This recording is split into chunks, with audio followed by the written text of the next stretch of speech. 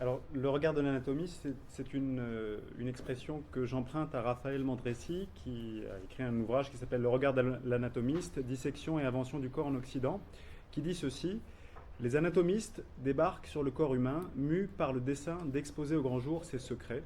Ils redessinent sa carte, dressent une toponymie et fixent, ce faisant, une topographie nouvelle. Ils redécouvrent, en somme, en soumettant le corps à une mise en morceaux. Et un peu plus loin, l'anatomie est porteuse d'un projet de fragmentation auquel ses instruments, sa démarche concrète ne sont pas étrangers et qui finira par défaire la compréhension du corps en termes unitaires. Donc lorsqu'il définit le regard de l'anatomiste, Raphaël Mandresi l'associe à un projet de fragmentation aboutissant à ce qu'il appelle une topographie nouvelle. Arpenter le corps en le soumettant à une mise en morceaux, selon son expression, c'est alors permettre sa redécouverte, mais également, je le cite toujours, défaire la compréhension du corps en termes unitaires. Alors en prenant pour fil directeur cette définition du regard de l'anatomiste, je souhaiterais envisager l'herméneutique du corps fragmentaire qui traverse le XIXe siècle à l'aune d'un seul et même imaginaire, celui de l'analyse, au sens où Michel Foucault l'entend, dans l'essence de la clinique. Michel Foucault qui fait un parallèle entre la mort et l'analyse. Il dit que la mort, c'est la grande analyste qui montre les connexions en les dépliant et fait éclater les merveilles de la Genèse dans la rigueur de la décomposition.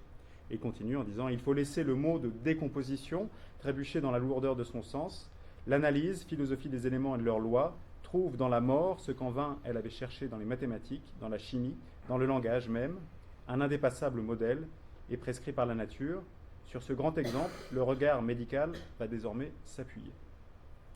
Donc, au prisme de l'analyse, tel que Michel Foucault l'entend, de deux manières, je voudrais l'envisager donc de deux manières, dans une perspective diachronique d'abord, afin de montrer les conséquences de la reprise par la littérature du modèle clinique du regard perçant, qui est une singulière métaphore désignant le regard de l'anatomiste et par analogie celui de l'aliéniste. Alors, singulière métaphore, c'est une expression utilisée par Esquirol, qui est le fondateur de la...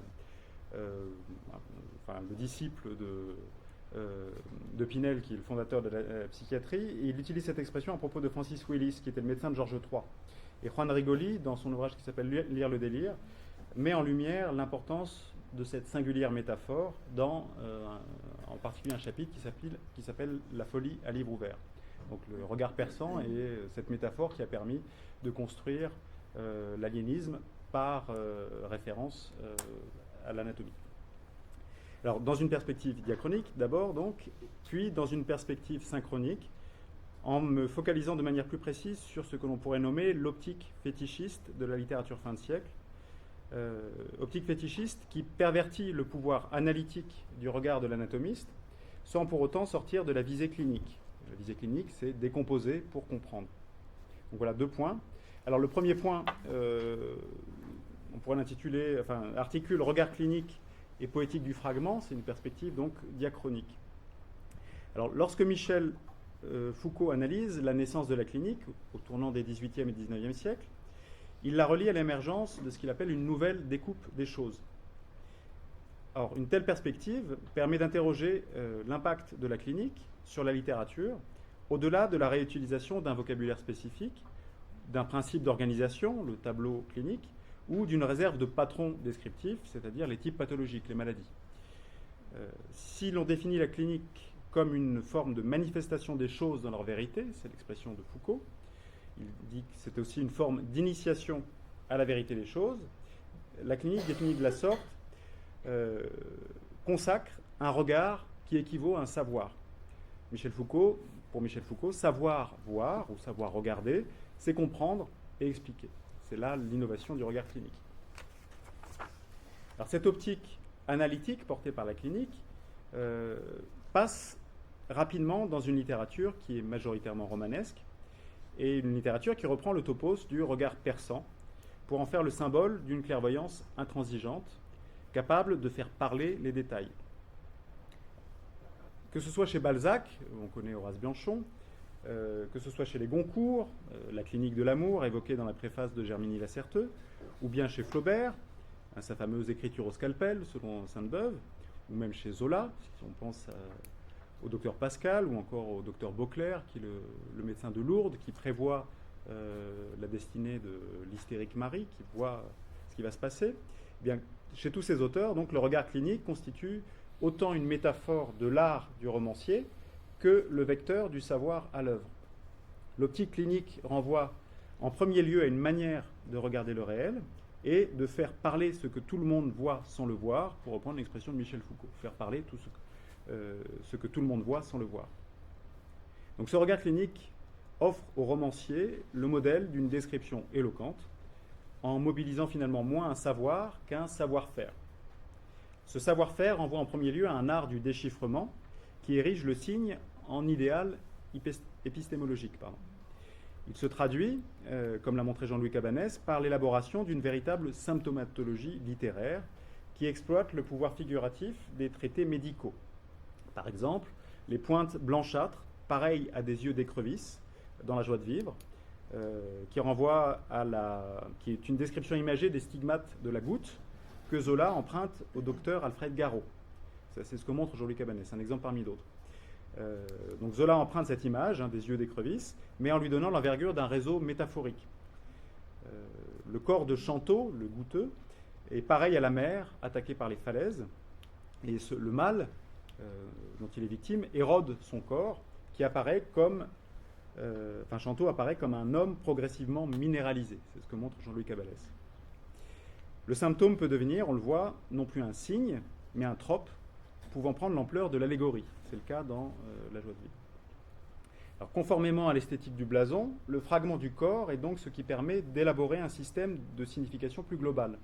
Il devient l'indice, par excellence, d'une percée à jour, que celle-ci prenne la forme d'une lecture physiognomonique, comme chez Balzac, ou d'une nosographie focalisée sur les manifestations symptomatiques, comme chez les naturalistes, au sens large, même plus largement les écrivains qui se revendiquent comme les concours des études et les devoirs de la science, pour reprendre une formule de Germigny-Lacerteux, la préface. L'analyse du corps par fragments a alors pour fonction de mettre en relation la partie et le tout, d'articuler le détail a priori insignifiant à une signifiance.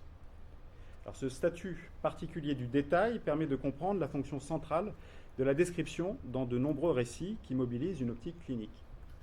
Une telle optique lie en effet étroitement le descriptif au narratif, puisque, pour reprendre la formule de Foucault, le signe annonce, pronostique ce qui va se passer, anamnestique ce qui est passé, diagnostique ce qui se déroule actuellement.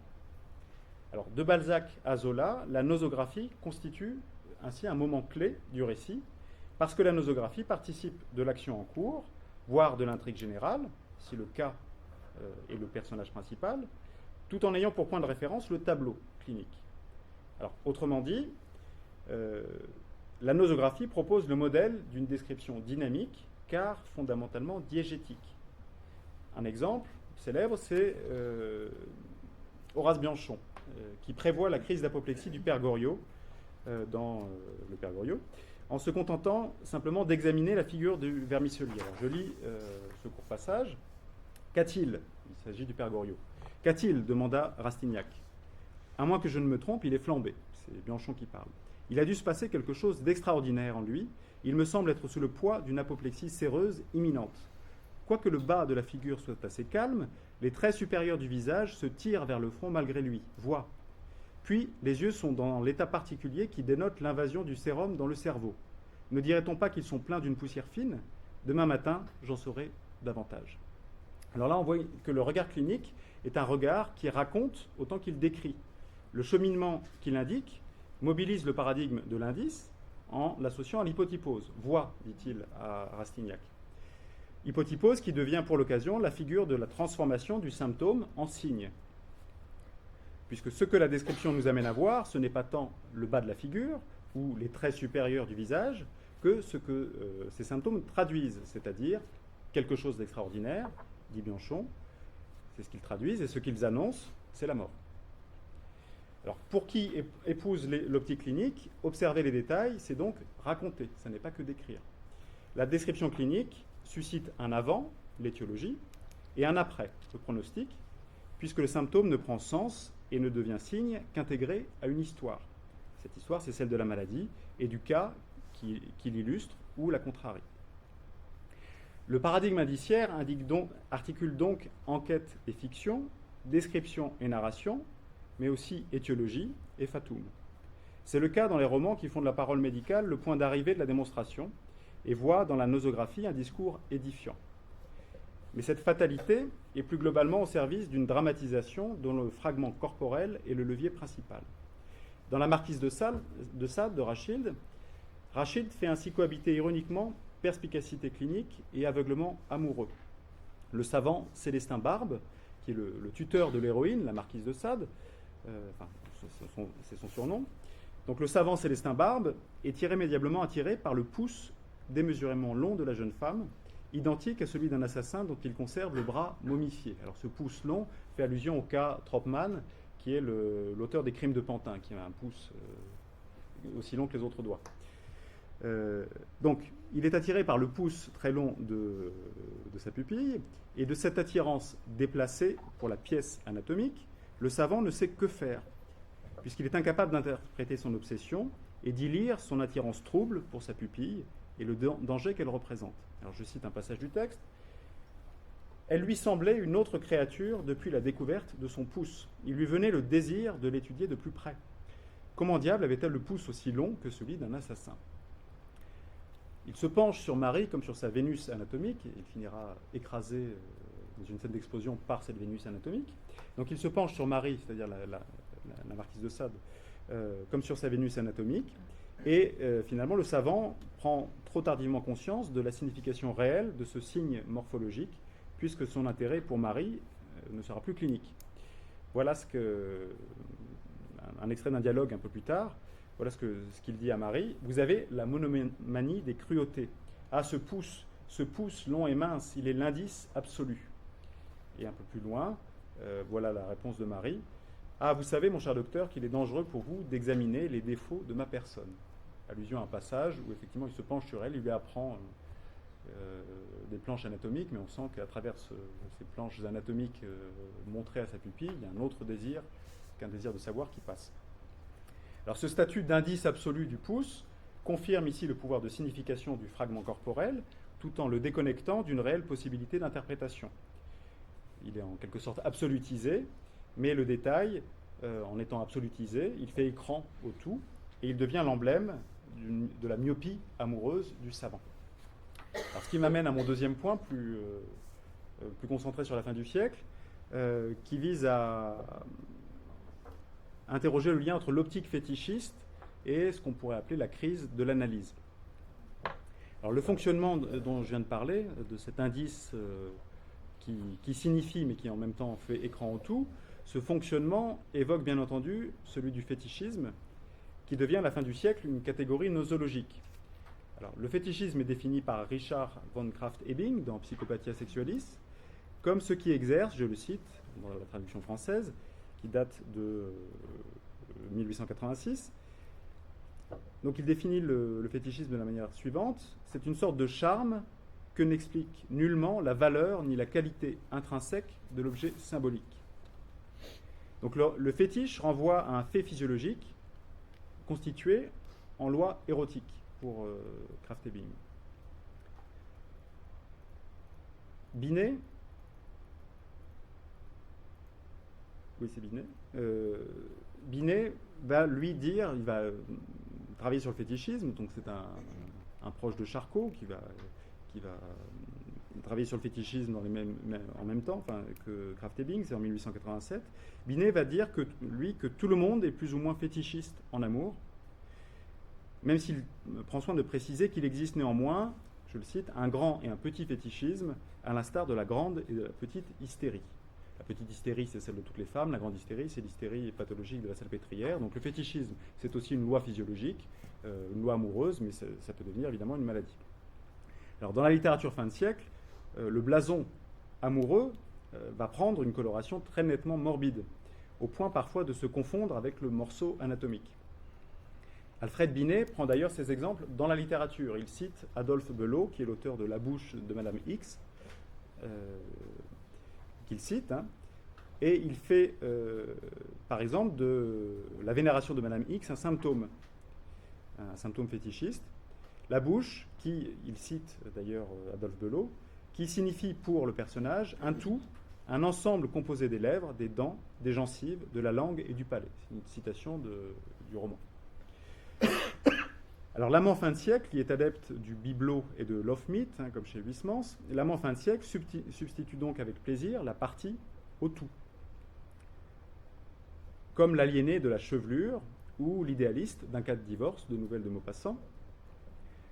L'idéaliste d'un cas de divorce dont la passion pour les fleurs témoigne du même cheminement pathologique que le fou de la chevelure, puisque sa passion le conduit finalement à renouer de manière proprement fétichiste avec, je le cite, la chair, fumier séduisant et vivant, qu'il entendait fuir. Cette chair, donc, je ne sais pas si vous connaissez cette nouvelle, un cas de divorce, donc c'est un avocat qui plaide la cause d'une femme qui veut divorcer, et donc on a ensuite le journal de l'homme qui est mis en cause. Donc cet homme est un idéaliste, comme il y en a beaucoup chez Maupassant, mais les idéalistes sont, à la fin du siècle, non plus des romantiques, ils sont forcément des fétichistes.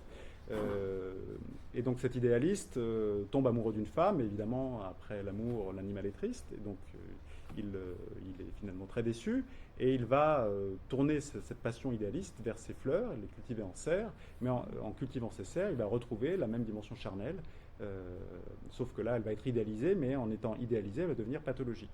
Donc il veut fuir cette chair, incarnée par cette femme, par sa femme, mais il va retrouver cette chair, fumier séduisant et vivant, en faisant de ces serres des harems, il y a l'expression dans le texte, où il peut pétrir pour son plaisir exclusif la gorge, il y a cette expression, la bouche mystérieuse, et, je cite toujours, les organes délicats, admirables et sacrés de ces divines petites créatures qui sentent bon et ne parlent pas, ce sont les fleurs. Donc la femme est prise dans un devenir bibelot à la fin du siècle, c'est une expression de Bernard Vouilloux à propos du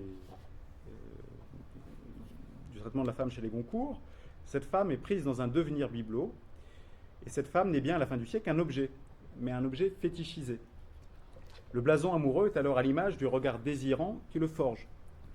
Un regard fragmentaire plus que furteur, qui traduit un érotisme devenu essentiellement vénérien, tant l'amour semble constituer un état pathologique. C'est d'ailleurs une question que pose Gaston d'Anville dans la revue philosophique en 1893. Sa question, c'est: l'amour est-il un état pathologique? Et sa réponse est oui. Fétichistes donc la plupart des amants de la fin du siècle, qu'ils soient des amants des yeux, de la main, des cheveux ou de toute autre partie du corps, dès lors que cette partie plaît en proportion de sa morbidité. De nombreux exemples, le regard qui hante le duc de Freineuse est glauque et verdâtre dans Monsieur de Phocas, la bouche de sang qui fascine l'amant des poitrinaires chez Lorrain est aussi morbide, le moulage de la main adultère qui est conservé pieusement par le mari assassin d'Henri Lavedan, dans une nouvelle qui s'appelle La Main. Fétichiste également la tête de femme conservée par le comte Boris Zagoureff chez Richepin, dans une nouvelle qui s'appelle Le Coffre Rouge, ou autre nouvelle, et autre tête conservée par le docteur Deville, dans une nouvelle de Carolus Daran qui s'appelle La Tête Coupée. Bref, vous avez énormément d'exemples de cet amour fétichisé, puisque la femme, des pieds à la tête faite pour l'amour, selon l'expression de Mireille d'Autun-Orsini, la femme semble, dans l'érotique fin de siècle, ne pouvoir s'offrir que par morceaux. Alors pourquoi? Eh bien, c'est assez simple, puisque selon Otto Weininger, elle est, je le cite, dans la traduction française, un être qui pratique le coït par tout le corps. Et donc elle peut également être, je cite toujours, fécondée par tout et de toutes les façons. Donc la femme nourrit, par nature, toutes les déviances métonymiques, puisqu'elle est essentiellement sexe, mais sexe disséminé dans tout son corps. Salomé, la figure de Salomé que Guy Ducret compare à une coupeuse de corps, donc dans sa thèse qui s'appelle Corps et graphie. Salomé, la coupeuse de corps, je le cite, à qui l'on ne se lasserait pas d'imposer par vengeance le talion d'une dislocation dans les textes. Salomé, donc, est bien l'idole fin de siècle d'un érotisme fragmentaire. Elle est conçue sur le modèle de la lorgnette, c'est ce que montre Guy Ducret, qui prélève sur le corps des morceaux désirables et les érige en motifs emblématiques et privilégiés, c'est toujours Guy Ducret qui le démontre, en parlant d'écriture saloméenne à propos de cette écriture fragmentaire qui caractérise la fin du siècle. Et cette écriture saloméenne de la fin du siècle est également, et peut-être avant tout, une écriture fétichiste, qui prélève des morceaux désirables. Alors cette écriture fétichiste ne se concrétise cependant pas uniquement par une érotisation du regard de l'anatomiste. Elle correspond plus globalement à une forme d'esthétisation de l'optique clinique qui suppose son émancipation vis-à-vis de ses enjeux herméneutiques. Il ne s'agit plus de voir pour savoir, en somme, mais de voir pour voir. La pulsion scopique est dans ce cadre une des grandes orientations que prend l'optique clinique à la fin du XIXe siècle, mais elle n'est finalement qu'un cas de figure du plus vaste déraillement de la signification dont le regard de l'anatomiste est devenu l'instrument de mise en œuvre. L'optique fétichiste participe en effet de l'invention d'un corps fantastique qui ne repose plus sur le surnaturel ou la chimère, mais qui repose sur l'anatomie et la monstruosité qui lui serait inhérente. Dans ce type de fantastique fin de siècle, le fragment scruté constitue moins une aporie pour la raison scientifique qu'un douloureux dévoilement brouillant les catégories et les certitudes, puisque le territoire redécouvert est moins celui d'une exception que d'une norme monstrueuse. Ce fantastique, le fantastique dont je parle, se définit en effet comme une enquête sur le réel, ou plus exactement sur ses détails. Qu'il s'agit, pour le regard fantastique, de rendre signifiant ou à défaut significatif. C'est ce que dit, parmi d'autres exemples, Edmond Picard dans un article qui s'appelle « Le fantastique réel ».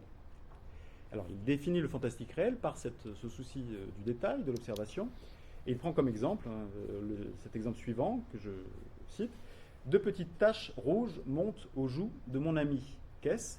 C'est étrange tout cela. Pénétrerai-je dans le monde invisible ? Non, c'est le réel. Mais le réel vu, senti en ces accidents énigmatiques avec intensité. » Le fantastique résiderait ainsi dans un art du détail et dans la capacité de l'observateur à le rendre éloquent. C'est le cas de Tourguenieff, pour Maupassant, qui est un conteur fantastique de premier ordre, pour Maupassant, parce que, je cite toujours Maupassant, des faits très simples prennent parfois, en son esprit et en passant par ses lèvres, un caractère mystérieux, et parce qu'un simple détail, je cite toujours, devient plus inquiétant dans sa bouche que s'il eût dit quelque histoire terrible.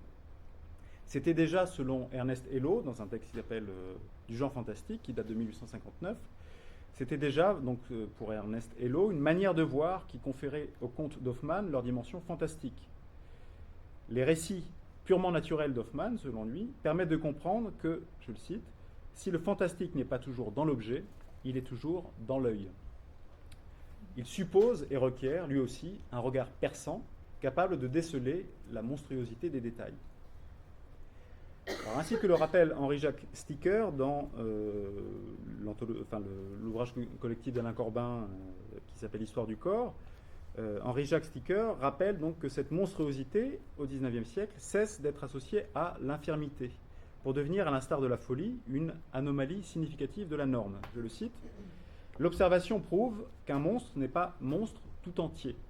Il y a de la régularité d'un côté et de l'irrégularité de l'autre. C'est la même position que celle adoptée par Pinel à propos de la folie. Isidore Geoffroy Saint-Hilaire va jusqu'à se demander s'il faut conserver la catégorie de monstruosité, étant donné sa conception d'une échelle continue entre la normalité et les plus graves anormalités. Donc loin de risquer de disparaître, la monstruosité peut donc potentiellement s'étendre et sourdre de la normalité corporelle, dont elle apparaît comme une variante spectaculaire.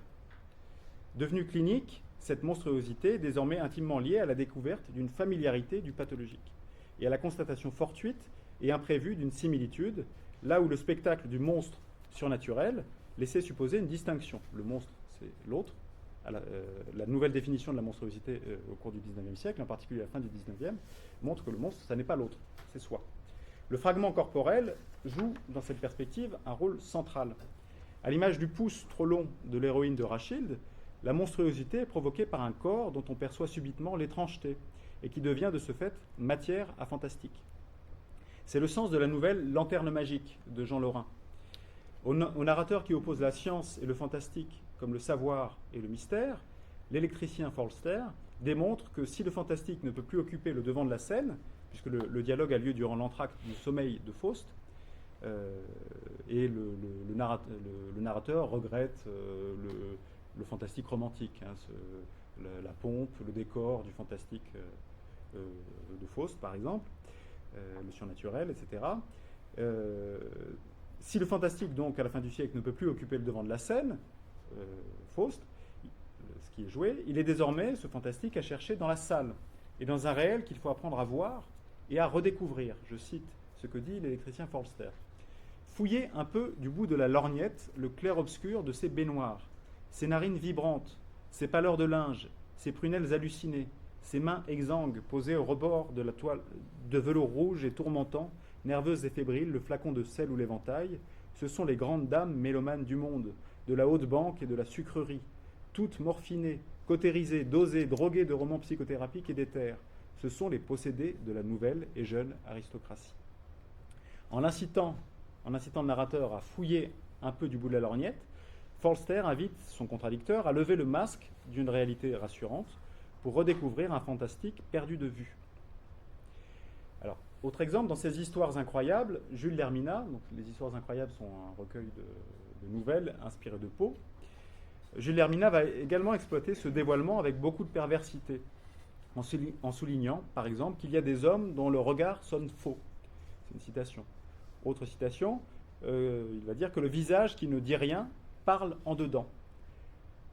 Alors pour faire, dans ces nouvelles, finalement converger le regard de l'anatomiste, le regard perçant, et celui de l'aliéné, en particulier dans une nouvelle qui s'appelle Les Fous. Justement pour créer cette familiarité avec le monstre, et cette familiarité ou cette confusion entre normal et pathologique. La capacité toute physiognomonique de transformer le visage en alphabet, selon une expression de Lavater, transformer le visage en alphabet, cette capacité aboutit même, dans la nouvelle Les Fous, à une véritable trépanation, le regard perçant du narrateur étant pris dans son sens littéral. Le narrateur, qui est obsédé par le secret de son solicitor Golding, en vient, je cite, à faire sauter ce couvercle qui ferme son cerveau, afin de lire dans Golding comme dans un livre ouvert. Dans son cerveau, mais littéralement. Il y découvre alors l'explication du mystère qu'il cherchait dans, je cite, ces fibres palpitantes, dans les dernières convulsions de ce cerveau qui se désorganise, qui se désagrège. Autre exemple, dans le roman L'Inconnu de Paul Hervieux, plutôt catalogué naturaliste, Paul Hervieux assimile également ce qu'il appelle la ferveur idolâtre pour la physiognomonie, de l'aliéné anonyme du titre. L'inconnu, ça renvoie à plusieurs choses, mais c'est en premier lieu le personnage inconnu qui est incarcéré, et un journaliste va s'intéresser à ce cas pour savoir s'il est réellement fou ou si c'est un internement abusif. Donc cet inconnu, il va lire son journal intime, et cet inconnu est donc fasciné par la physiognomonie. Et Paul Hervieux va assimiler donc cette ferveur idolâtre pour la physiognomonie à une forme de folie du déchiffrement. Le narrateur est particulièrement fasciné par ce qu'il appelle l'M du rictus sardonique de l'étudiant en médecine Corail, pourtant bien dangereux. Il est fasciné par cette M, à tel point qu'il va s'évertuer à le provoquer, bien que ce M marque, je cite toujours, un retour atavique à une grimace primitive, alors que nos ancêtres devaient employer leur mâchoire comme arme d'attaque ou de défense. Donc ce M, c'est une sorte de grognement ou de retroussage de babine dangereux. Donc la fascination pour le détail ou pour le fragment corporel ne relève pas dans ces textes fantastiques du fétichisme érotique. Mais cette fascination pour le détail repose sur le même déraillement du fonctionnement métonymique.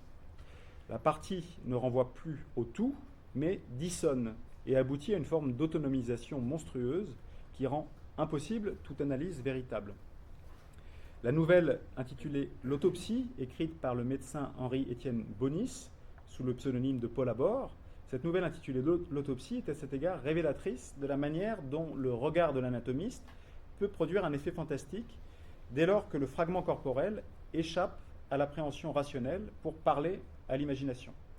Alors dans ce conte physiologique, c'est le titre du recueil dans lequel il y a donc, cette nouvelle L'autopsie. Dans ce conte physiologique, un docteur prend la parole après un combat farouche mené dans la province d'Oran pour expliquer aux militaires ce qu'est, je le cite, la vraie peur, celle qui vous fait trembler de la tête aux pieds et vous couvre d'une sueur glacée comme une sueur d'agonie. Alors, ce médecin qui a été confronté à une terrible épidémie raconte comment il s'est résolu à pratiquer une autopsie sans respecter les délais légaux de 24 heures afin de pouvoir étudier le microbe avant la détérioration des tissus. Je cite, « L'incision faite, je laissai mon scalpel et introduisis la main droite par la plaie, tandis que ma main gauche reposait machinalement sur l'avant-bras du sujet. À peine avais-je plongé la main dans le ventre pour extraire la rate que je ressentis une impression de chaleur humide, comme si j'avais plongé ma main dans l'eau chaude. Et cette pensée me sauta à l'esprit. S'il n'était pas mort. À ce moment, ma main gauche fut brusquement repoussée et mon poignet droit saisi par des doigts qui le serraient à le briser. Ce fut une minute terrible. Je frissonnais de la tête aux pieds. Mes cheveux se hérissaient. Une sueur glacée couvrait mon front et mes tempes. Mes jambes tremblaient sous moi. Mon cœur s'arrêta un instant et je crus que j'allais perdre connaissance. Alors finalement, le sommeil léthargique, ce cas de mort apparente, qui est aussi un grand motif du fantastique, ce sommeil léthargique est finalement évacué au profit d'une simple contraction des muscles après la mort, telle qu'on la voit parfois dans le choléra. C'est une épidémie de choléra qui est diagnostiquée. La peur ressentie a néanmoins trouvé à s'incarner dans la topographie nouvelle, pour reprendre l'expression de Raphaël Mandresi, la topographie nouvelle d'un corps dont l'analyse n'est plus le vecteur de la compréhension. Elle consomme à l'inverse une forme de dissociation du sujet analysant. Le docteur dit « mon cœur s'arrêta un instant », par un pervers effet de retour. Le début du siècle, pour conclure, donc, voyait dans l'analyse un moyen d'accès vers la synthèse, à l'image des vastes entreprises nosographiques de Pinel et d'Esquirol, élaborées à partir de l'histoire naturelle. C'était le grand modèle pour la nosographie. L'analyse du fragment, que ce soit le fossile, l'os de la mâchoire, mentionné par Cuvier, l'analyse du fragment permettait de déduire l'ensemble organique, comme le vêtement était pour Balzac, tout un monde, par exemple, à l'image de la jupe de Madame Vauquet ou du Spencer de l'homme empire, qu'est le cousin Pons. Le fragment est tout un monde. Du fragment, on reconstruit le tout. À la fin du siècle, à l'inverse, la fin du siècle autonomise le fragment et met l'analyse en crise en soulignant son pouvoir morbide de déliaison. L'herméneutique du corps fragmentaire change alors radicalement de finalité. L'explication morcelle au lieu de rassembler et n'est plus que la figure d'un déploiement empêchant la compréhension. Le regard de l'anatomiste rejoint donc, de ce point de vue, l'optique même de la décadence, dont le style, selon Paul Bourget, prône la décomposition. Je vous remercie.